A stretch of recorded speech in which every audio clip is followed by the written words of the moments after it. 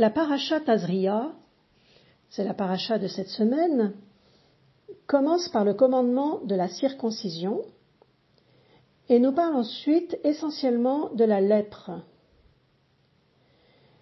Une personne ne peut se débarrasser de l'impureté contractée par cette maladie que par l'intermédiaire de l'eau. Comme il est dit dans la paracha suivante au chapitre 14, verset 9, « Celui qui se purifie lavera ses vêtements, se baignera dans l'eau et deviendra pur. » L'eau symbolise la Torah, et particulièrement la Torah orale transmise par les maîtres d'Israël. Mais dans cette paracha, il y a quelque chose de particulièrement étonnant. Si je vous lis les versets 12 et 13 du chapitre 13, il est écrit « Si la lèpre va se développant sur la peau et qu'elle couvre toute la peau affectée, depuis la tête jusqu'aux pieds, le prêtre constatera que la lèpre a gagné tout le corps et il déclarera cette plaie pure. Elle a complètement blanchi la peau, elle est pure. » Alors c'est quand même étonnant parce que une peau qui ne serait atteinte que partiellement par la lèpre est déclarée impure, et par contre une peau qui est totalement recouverte de la tête jusqu'aux pieds par la maladie est déclarée pure. Alors comment nos maîtres expliquent-ils ce paradoxe ? La seule personne habilitée à décider du statut du malade atteint par la lèpre est le Kohen, c'est-à-dire le prêtre. Pourquoi le prêtre et pas le médecin ?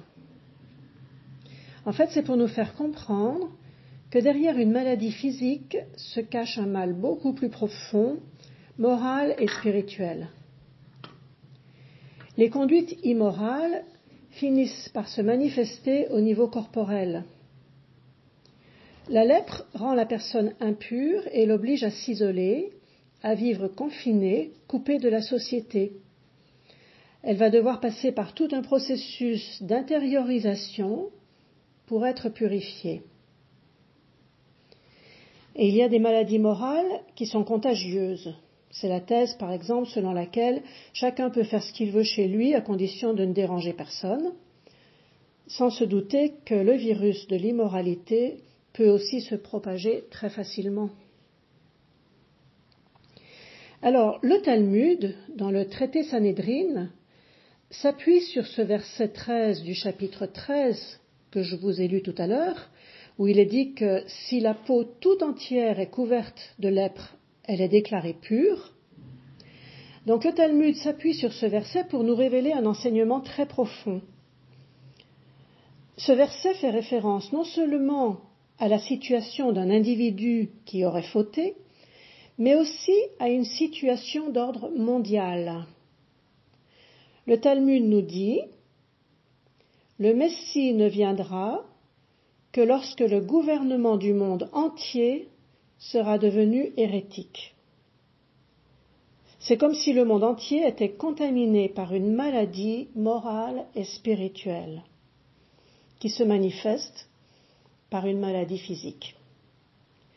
Nous voyons par là que la Torah est une science divine qui vient nous révéler la conduite de l'histoire du monde à travers ce qui nous est dit au sujet de l'individu. Dans ce monde, les choses ne vont pas forcément selon la logique des hommes. Et ça, en fait, c'est très rassurant. Sauf pour ceux qui voudraient à tout prix garder le contrôle des événements et de la conduite du monde.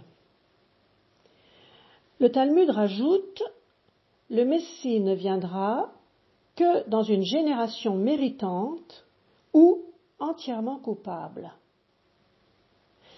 En fait, c'est la même génération. Une génération entièrement méritante ou entièrement coupable, c'est la même génération. On peut être entièrement méritant dans certains domaines, on peut être à la pointe du progrès, et entièrement coupable dans d'autres domaines. Et donc on peut arriver à une situation où tout échoue et où tout semble irréversible. Mais en fait, le mal absolu n'existe pas, il est impossible, car il supposerait la disparition du divin. Ce serait une situation qui ne permettrait plus à Dieu d'être présent. Et jamais les hommes ne pourront créer une situation qui empêche le dévoilement du divin. Ça voudrait dire que l'homme est plus puissant que Dieu. Le bien absolu est possible, c'est le monde du divin.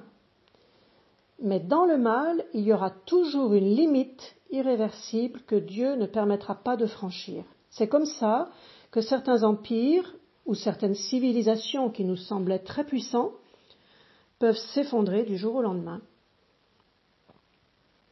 Et donc, quelque part, le salut se trouve au moment où l'homme touche au plus profond de ses épreuves, au moment où la lèpre a gagné le corps tout entier, parce que c'est là que Dieu peut intervenir.